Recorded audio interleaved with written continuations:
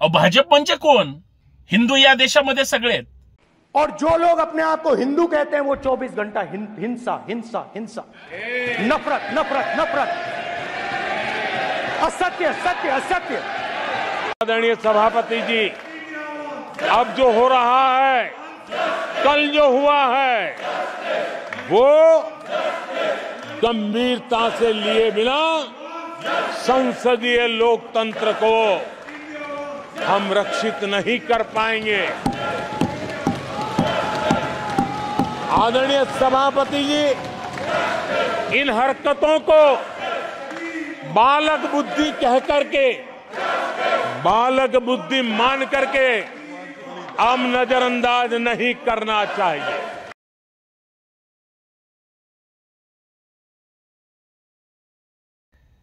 मित्रांनो, या देशामध्ये फक्त भाजपवालेच फक्त हिंदू आहेत आणि भाजपला बोललं म्हणजे समस्त हिंदूंना बोललं असं आहे का?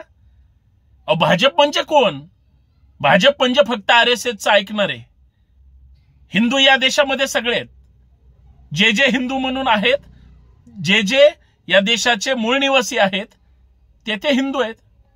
कदाचित काही धर्म बदलून इकडे तिकडे गेले असतील, पण जर राहुल गांधींनी सांगितलं की भाजपवाले हिंदू म्हणून घेतात, हिंदुत्वाच्या भाषा बोलतात आणि फक्त नफरत, फक्त तिरस्कार, चीड, राग हेच व्यक्त करतात आणि त्याच्यातून शेवट काय करतात तर हिंसा, फक्त नफरत नफरत नफरत, हिंसा हिंसा हिंसा। बर, या गोष्टीमुळे हिंदूंचा काय अपमान व्हायची गोष्ट आहे? ते भाजपवाल्यांकडे बोललेत, ते प्रधानमंत्री महोदयांकडे बघून बोललेत। याचा अर्थ समस्त हिंदूच बदनाम केला। हे अकलेचे तारे का तोडतायत? या देशात बहुसंख्य हिंदू आहे म्हणून हिंदुस्तान म्हणतात। बरं, हिंदू म्हणजे काय हे तरी समजून घेतलंय का कधी? हिंदूंचा संस्कृत अर्थ काय होतो सांगा बरं मला। आजपर्यंत आमच्या हिंदूंना धर्मव्यवस्थेमध्ये जातीच्या उतरंडी केल्या। आमच्या हिंदूंना वर्ण वर्चस्ववाद्यांनी कोण श्रेष्ठ, कोण कनिष्ठ, कोण शूद्र हे ठरवलं कोणी? ब्राह्मण, वैश्य, क्षत्रिय आणि शूद्र ही उतरंड उभी कुणी केली? मग प्रत्येक ह्याच्यामध्ये एवढ्या जाती कुणी वाढवल्या? जातीच्या उतरंडी कुणी निर्माण केल्या? ह्या सगळ्यांचा आलेख आमच्या हिंदू म्हणून घेणारे बांधव कधी करणार आहेत की नाही? आम्हाला अभिमान आहे की या देशामध्ये किंवा महाराष्ट्रामध्ये सुद्धा प्रत्येक जातीमध्ये विभागलेला समाज धर्माने तरी एकत्र येतो, पण धर्माच्या नावावर राजकारण करणारे बरोबर धर्माची गोळी अशी खाऊ घालतात की झिंझिने आल्याशिवाय राहत नाही। आणि लक्षात घ्या, धर्माची दारू आणि जातीची नशा इतकी वाईट असते, इतकी वाईट असते की ते तुम्हाला नशिडेच बनवते। तुम्ही त्याच्यात उद्विग्न होऊन जाता किंवा तुम्ही त्याच्यात इतके कर्मठ होऊन जाता की तुमच्यासारखे तुम्हीच असता। असा संसदेच्या सभागृहामध्ये राहुल गांधी बोलले। राहुल गांधी कोण आहेत? हिंदू नाही आहेत का ते? ते कुणाबद्दल बोलले? आमचं इथलं महाराष्ट्रातलं धर्म परंपरेने, मग तो हिंदू असेल, मुस्लिम असेल, सिख असेल, ईसाई असेल, ही सगळी माणसं प्रत्येकाचा धर्म हा अहिंसाच शिकवतो।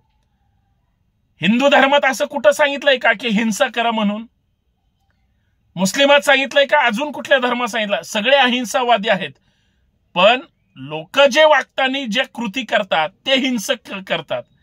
कुणी धर्माच्या नावावर करतं, कुणी जातीच्या नावावर करतं, कुणी नेत्याच्या नावावर करतं, कुणी अजून टोळीच्या नावावर करतं, पण हिंसा करण्याचा प्रयत्न करतात।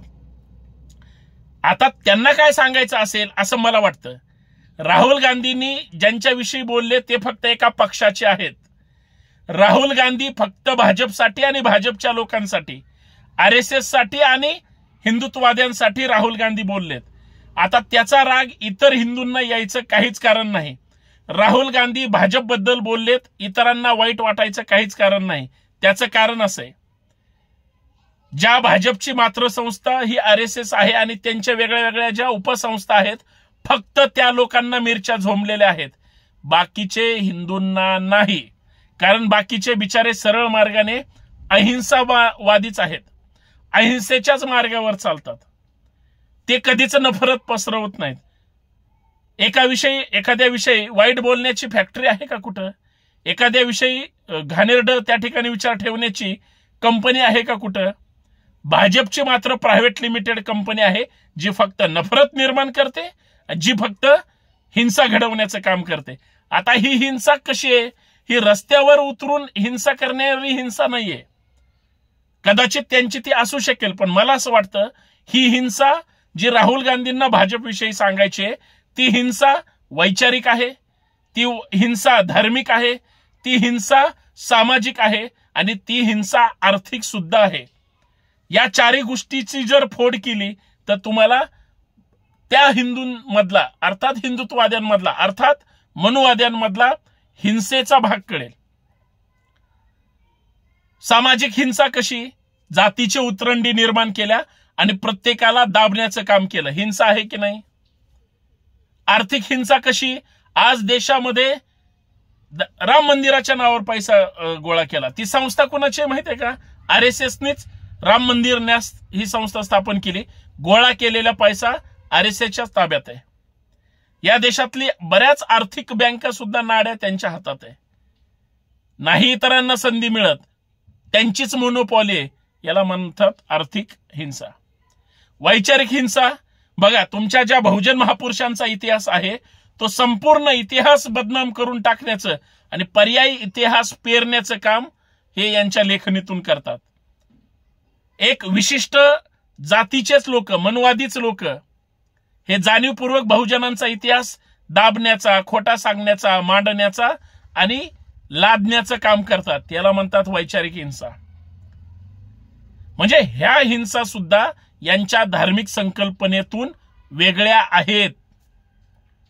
सामाजिक हिंसा सांगितली. सामाजिक सुद्धा तुम्ही पाहिलंय की जाती जातीमध्ये वेगळ्या वेगळ्या माध्यमातून तेढ निर्माण करायची, वेगळ्या वेगळ्या निर्माणातून असंतोष निर्माण करायचा, जाती जातीत वाद लावायचे, धर्माधर्मामध्ये वाद लावायचे, दंगली झाल्या तरी दुसऱ्याच्या होतील. हे मात्र घरात निवांत असतात. आदेश देणारे ह्यांची लोक असतात घरात बसून, पण तो कुणी दिलाय हे शेवटपर्यंत कळत नसतं. कदाचित त्यांना ती हिंसा म्हणायचं असेल, ती सामाजिक हिंसा.